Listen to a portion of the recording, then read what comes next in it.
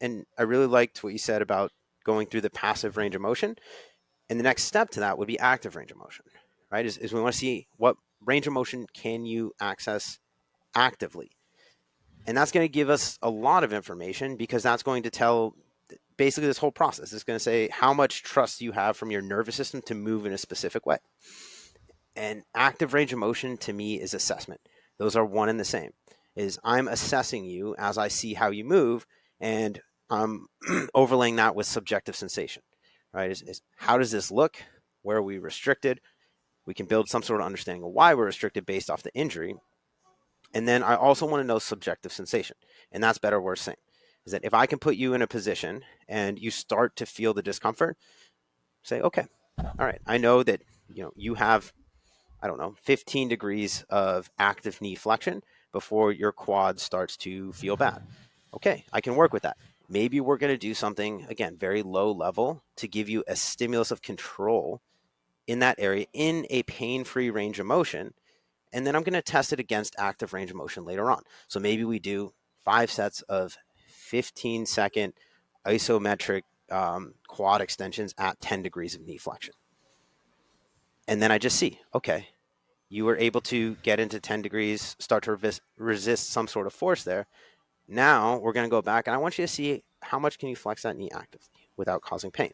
And then we can start to build some sort of understanding of, okay, these are the things that are going to stabilize this area, but we're doing it in a safe way where the number one thing is I'm checking in with either the client, the person I'm working with, or myself and saying, okay, is this getting worse as I do this? If the answer is no, then it's probably not going to make the injury worse.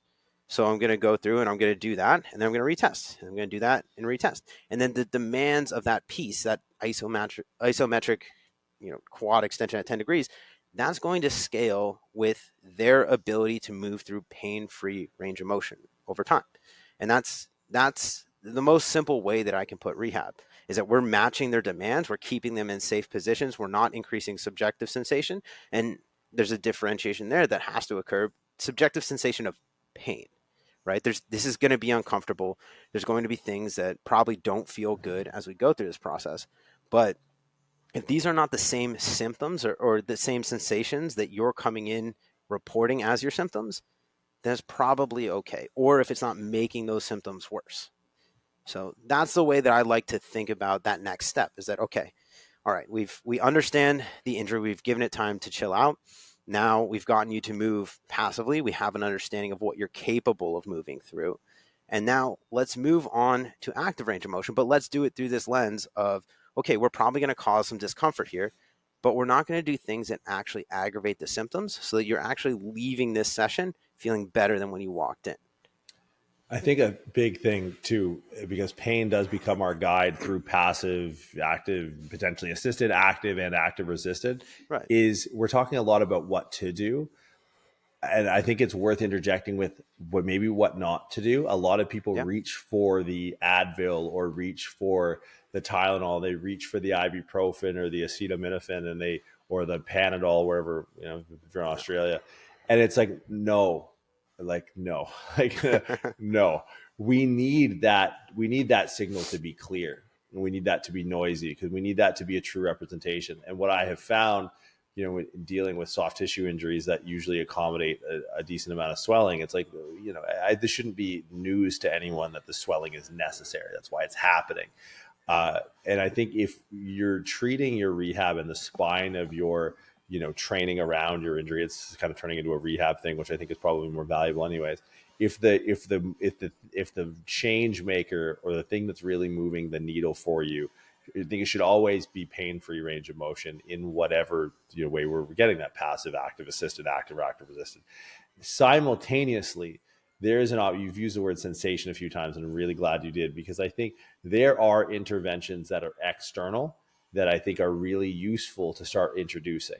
We want the brain to stay this malleable elastic. We don't want it to plasticize. We don't want it to start to learn this new state of experiencing the perception or the sensation of pain.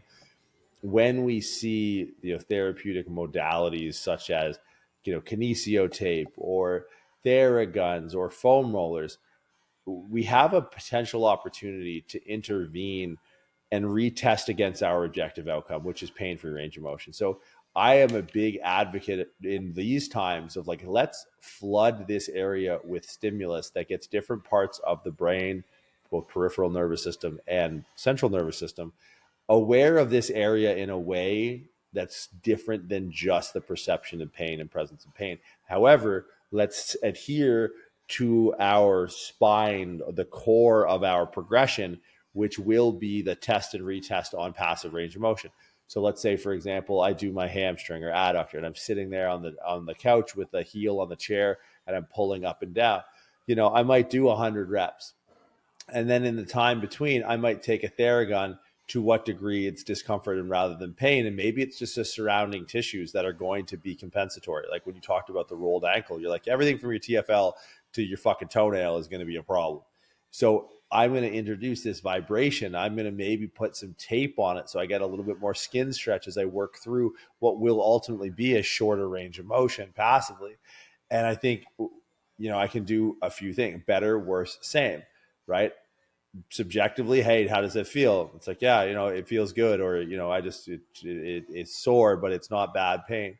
Like, okay, when I go back on the chair now and I put my heel up, does it feel better, worse, same? And more importantly, is my knee flexion increasing as a consequence? If I'm introducing some noxious stimulus that's increasing inflammation extra physiologically, or decreasing inflammation extra physiologically, that is also a concern. We want to decrease in the acute stages for 72 hours and into the subacute stages.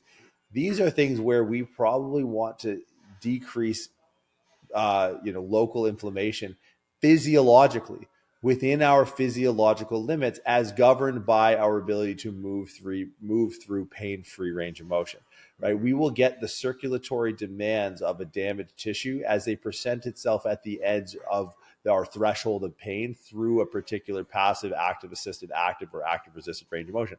Once you get to active resisted and you've worked through this model of like, let's test and retest against the objective outcome of the subjective interpretation of your passive or active assisted, active, or active resisted pain-free range of motion, what each one of those is going to afford you is the amount of circulation to the area that is warranted for you to mitigate the local inflammation that's there, because you don't want to get rid of it right away.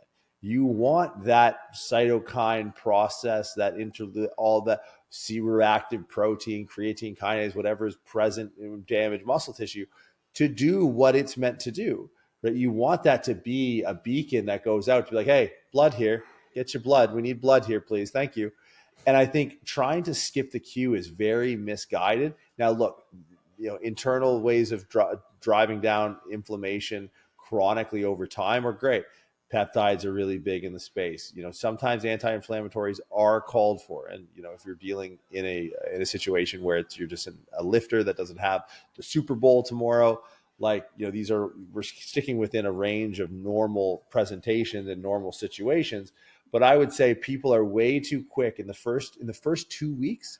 I am not introducing any sort of medical assistance on my thing that's mitigating my inflammation is my own circulatory system, which is being called on my constantly pushing my passive pain-free range of motion until it's full, and then following up with active assisted pain-free range of motion as I make the step from passive to active assisted to active resisted. Each one of those little progressions is going to carry with it an increased demand on the muscle, which is going to mean an increased demand on the circulatory system, which as I begin to activate, an increased demand on the lymphatic system. So I'm internally buffering to the degree by which I'm probably going to need to disperse and shuttle out that inflammation. And it's completely mediated by my sensory response to my range of motion. If my sensory response is that, hey, it hurts here, and even after doing, passive range of motion, I only get an extra 5 degrees. It's like, oh, the swelling's still really bad. It's like, yeah, good. Let's keep the swelling in there. And then as we go through more passive range of motion, maybe we introduce some of these therapeutic tools that send a stimulus to the brain that helps localize mechanically where this sensation is being perceived that isn't pain. As we start to pick up more range of motion, we're going to get more circulation. And that more circulation is going to be an indication that the brain is ready. Neurovascular bundles. Whenever you see a major blood supply in the body, you are seeing a major nerve run along with it. It is very rare that you find these things running separate from one another. Why? Because nerves need blood to stay alive, right? And they need a turnover of blood, right? But if we're regenerating tissues, these signals that are keeping blood in the area are are useful, and the pain that's associated with that is useful. And I think a lot of people are so quick to try and get rid of inflammation. Inflammation is bad. Oh, inflammation, it's cause of all the metabolic disorders and all this stuff. And it's like, yeah, but like, look, it's complicated, right? Like it's your body. So I think that's something where, as we build this framework of like, hey, chill a minute and then get to work. Your work looks like passive, active assisted, active resisted. And we're looking for that pain-free threshold that might exist somewhere in discomfort. Maybe we intervene with other stimulus.